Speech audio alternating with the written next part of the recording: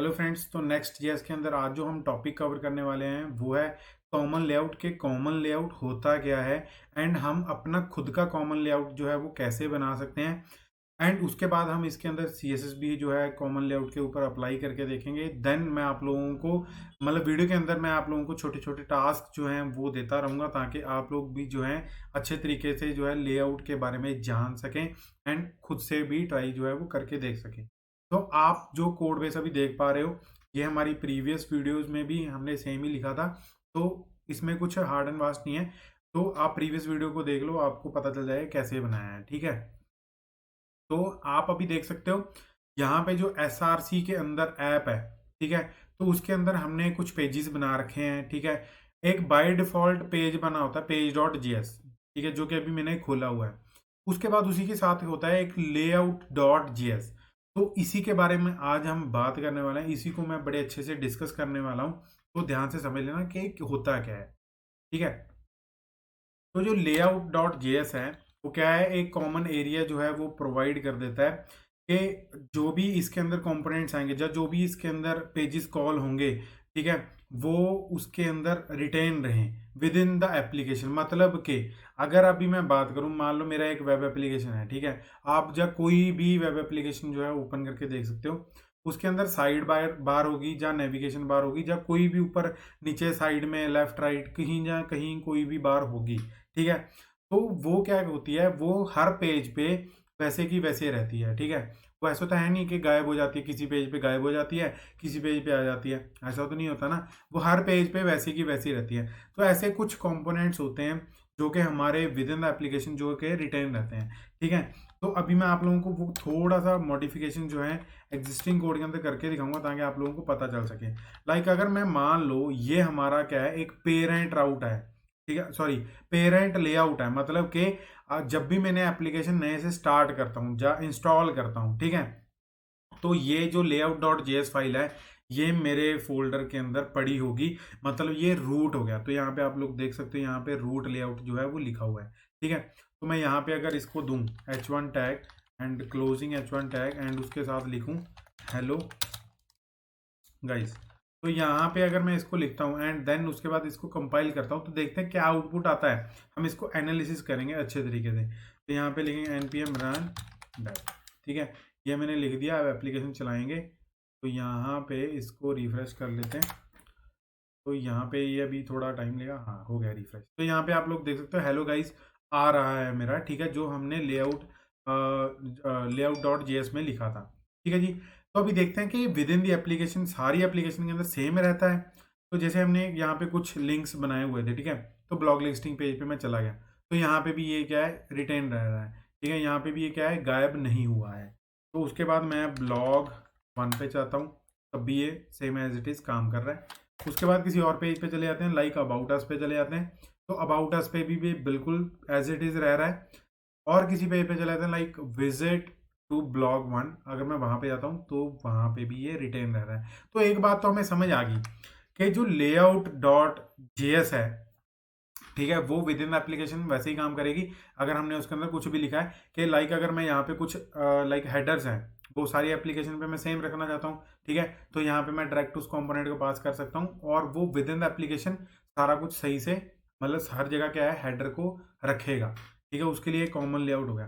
तो अब उसके बाद क्या है, मान लो अब मैंने यहाँ पे इसी सीक्वेंस में क्यों लिखा, अब मान लो मैं इस स्टैक को नीचे लिख देता हूँ, चिल्ड्रन जो है वो ऊपर कर देता हूँ। चिल्ड्रन मतलब कि जो भी इसके चाइल्ड कंपोनेंट्स होंगे, मतलब कि अब ये बिल्कुल रूट पे पड़ा है। ठीक है, तो इसके चाइल्ड कौन से होंगे, लाइक अबाउट अस, ब्लॉग और जो भी आप XYZ बना रहे हो तो वो सारे इसके क्या हो गए, चिल्ड्रंस हो गए। ठीक है जी, तो अगर मैं इसको इंटरचेंज कर देता हूँ, लाइक h1 मैंने नीचे लिख दिया एंड चिल्ड्रन जो है ऊपर लिख दिया, तो क्या इफेक्ट आएगा मेरे वेब पेज पे? अगर आप लोगों को पता है तो आप प्लीज कमेंट करके देखें। मैंने यहाँ पे आप लोगों को 2 टास्क दिए हैं। वो पहला क्या है कि ऑनलाइन चेक करना कि वेबसाइट्स जो होती हैं उनके अंदर कुछ कॉमन लेआउट्स होते हैं लाइक हेडर एंड फुटर्स। ठीक है, तो उसको हम ऐसे यूज़ कर सकते हैं क्योंकि वो विद इन द एप्लीकेशन ऐसे ही रहेंगे। वो चेंज नहीं होने वाले, ठीक है। दूसरा क्या दिया है, आपको ये चेक करना है, आपने एक नया नेक्स्ट का प्रोजेक्ट इंस्टॉल करना है एंड उसके बाद उसके अंदर चेक करना है कि लेआउट डॉट जेएस जो है वो क्रिएट हुई हुई है कि करनी पड़ेगी, ठीक है। अब मैंने क्या किया, चिल्ड्रन एंड H1 टैग को इंटरचेंज कर दिया, मतलब ऊपर नीचे कर दिया, तो देखते हैं क्या आउटपुट आता है।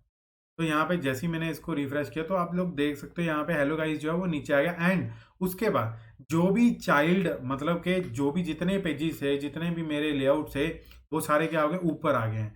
अगर मैं इसको क्लिक करूँ तो आप लोग यहाँ पे भी देख सकते हो हेलो गाइस जो है वो मेरा नीचे आ चुका है। एंड उसके बाद अबाउट जो अस जो है उसके अंदर भी मेरा हेलो गाइस जो है वो नीचे आ चुका है। तो आप लोगों को उम्मीद करता हूँ ये चीज़ जो है वो समझ में आ चुकी होगी कि ये चिल्ड्रन, ये दोनों का फ्लो कैसे काम करता है, ठीक है। मतलब कि जो हमारे HTML टैग्स हैं प्लस उसके साथ हमारे जो ये चिल्ड्रन लिखा हुआ है इसका क्या मतलब है, ठीक है जी।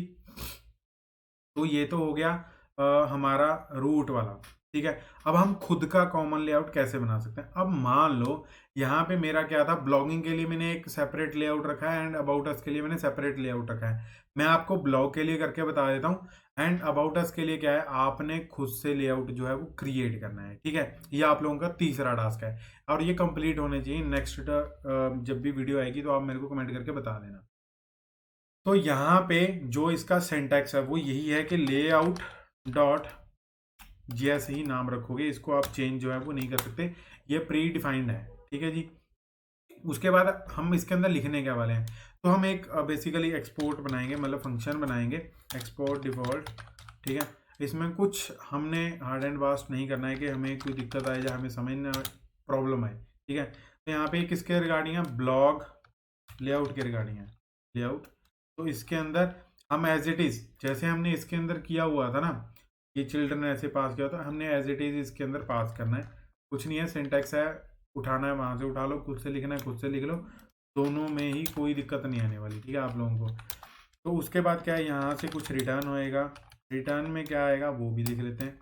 तो रिटर्न के अंदर मैं एक डेव देता हूँ इसको, ठीक है, एंड डेव ही क्लोजिंग टैग, देन और इसमें मल्टीपल HTML टैग रहेंगे तो इसको ऐसे ही लिख लेते हैं।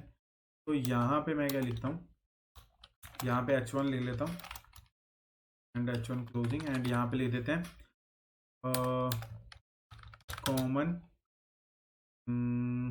कॉमन लेआउट फॉर ब्लॉग, ठीक है जी। तो ये हो गया एंड उसके बाद यहाँ पे हमारे चिल्ड्रन, तो ये चिल्ड्रन कौन से होंगे, जो भी ब्लॉग के अंदर पड़े होंगे ना चिल्ड्रन, लाइक ब्लॉग 1 पड़ा अभी, तो ये क्या हो गए, इसके चिल्ड्रन होंगे, ठीक है। तो अगर मैं इसको यहाँ पे लिख देता हूँ होता है, तो वैसे ही मैं अपने उस पर चला गया ब्राउज़र पे। तो जैसे ही मैंने अपना पेज रिफ्रेश किया तो ये तो अपना पहले वाला आ रहा है हेलो गाइस, तो इसको हटा देते हैं ताकि ये दिक्कत ना करे। तो इसको मैंने हटा दिया, तो अभी हमारा हेलो गाइस जो है वो ख़त्म हो चुका है। तो अब क्या करेंगे, हम ब्लॉग लिस्टिंग पे जाएंगे, तो वहाँ पे क्या आ गया, कॉमन लेआउट फॉर ब्लॉग्स आ गया। एंड अगर मैं इसको टेस्ट और करना चाहता हूँ, लाइक ब्लॉग 1 पे जाना चाहता हूँ, तो आप देख सकते हो ब्लॉग 1 पे भी जो है वो यहाँ पे हमारा कॉमन लेआउट फॉर ब्लॉग्स जो है वो आ रहा है, ठीक है। तो इससे आप लोगों को समझ में तो आ गया होगा कि हमारे कॉमन लेआउट्स क्या होते हैं, ठीक है, कैसे वो पेज टू पेज वेरी करते हैं, कैसे हम अपना एक खुद का मतलब कॉमन जो है लेआउट वो बना सकते हैं। अब बारी आती है इसके अंदर CSS फाइल की। तो CSS करने के लिए भी आपको कुछ नहीं करना पड़ेगा, लाइक ब्लॉग डॉट CSS, तो एक फाइल बना लेते हैं एंड यहाँ पे हमने कौन सा टैग यूज़ किया हुआ है लेआउट के अंदर, तो उसको देख लेते हैं। तो यहाँ पे मैंने H1 टैग यूज़ किया हुआ है, तो यहाँ पे वही लिख लेते हैं डॉट H, ठीक है। इसके अंदर इसका सारा CSS कर लेते हैं। एक बैकग्राउंड कलर जो है या टेक्स्ट अलाइनमेंट कर लेते हैं, टेक्स्ट अलाइन सेंटर, तो ये कर दिया। अब जितने भी H1 टैग होंगे ना तो वो सारे क्या हो जाएंगे, सेंटर अलाइंड हो जाएंगे, ठीक है। तो इसको रन करके चेक करते हैं। यहाँ पे हमने जैसे पेज रिफ्रेश किया तो यहाँ पे आया, अभी CSS जो है वो हुई नहीं है, क्यों, उसका रीज़न ये है क्योंकि हमने यहाँ पे डॉट लगा दिया था। तो इस डॉट को रिमूव कर देते हैं। तो उसके बाद हमने क्या करना है, इस CSS को यहाँ पे इंपोर्ट करना है ताकि ये उस लेआउट पे वो हो सके, मतलब लागू हो सके, ठीक है। इंपोर्ट टैग के साथ, मतलब इंपोर्ट कीवर्ड है जो, उसके साथ हम इसको इंपोर्ट करेंगे। Then dot slash represents to current directory, जिसके अंदर अभी हम हैं, जिसके अंदर ये लेआउट फोल्डर के अंदर है, तो उस डायरेक्टरी के अंदर को रिप्रेजेंट कर रहा है। एंड हम उस फाइल का नाम देंगे जो इस CSS को अंदर हम लगाना चाहते हैं। ठीक है, तो हमने blog डॉट CSS नाम की फाइल बनाई थी, तो हमने उसको नाम दे दिया। अब उसके बाद जितने भी इसके अंदर H1 टैग्स होंगे ना, क्योंकि हमने क्या किया हुआ है, H1 टैग को एक CSS प्रोवाइड किया हुआ है कि सेंटर में दिखना चाहिए तुम्हें। ठीक है, तो बंद कर देते हैं। तो वही हमने यहाँ पे किया हुआ है। तो एक H1 टैग ये रहा, ये सेंटर में आ जाएगा।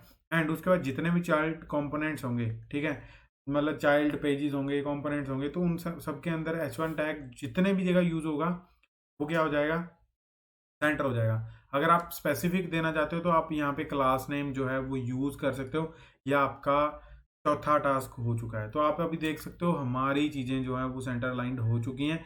ये ब्लॉग लिस्टिंग जो है ये सेंटर लाइंड इसीलिए हुई है क्योंकि हमारा जो पेज था, ठीक है, वो भी क्या था, H1 टैग के अंदर था। मैं आप लोगों को दिखा देता हूँ।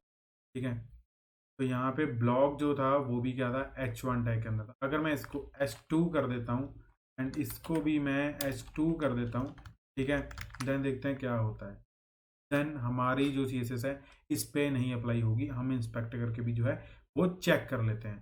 ठीक है, तो मैंने जैसे ही यहाँ पे कर्सर किया, देखा, तो यहाँ पे ले CSS जो है वो आ रहा है टेक्स्ट अलाइन सेंटर। एंड उसके बाद यहाँ पे भी देख लेते हैं, यहाँ पे आ रहा है, यहाँ पे कोई हमारी CSS नहीं नज़र आ रही। ठीक है जी, तो आशा करता हूँ आप लोगों को जो ये कंपोनेंट्स वाला पार्ट है ये समझ में आ चुका होगा। आगे हम करेंगे कंडीशनल कंपोनेंट्स, ये कंडीशनल कंपोनेंट्स कैसे बनाए जाते हैं एंड उनको कैसे हम अपने तरीके से जो है कंडीशनलाइज कर सकते हैं। अगर आपको वीडियो अच्छा लगा हो तो एक लाइक ज़रूर दे के आना, हमें उससे बहुत मोटिवेशन मिलता है। अगर कोई क्वेरी हो, आप लोगों की कोई क्वेश्चन पूछना हो, तो कोई दिक्कत वाली बात नहीं, आप मेरे को कमेंट कर सकते हैं। वीडियो अच्छा लगा हो तो एक कमेंट ज़रूर करके जाएं, सब्सक्राइब ज़रूर करके जाएं, शेयर भी ज़रूर कर दें। Thank you for watching this video guys. जय श्री राम।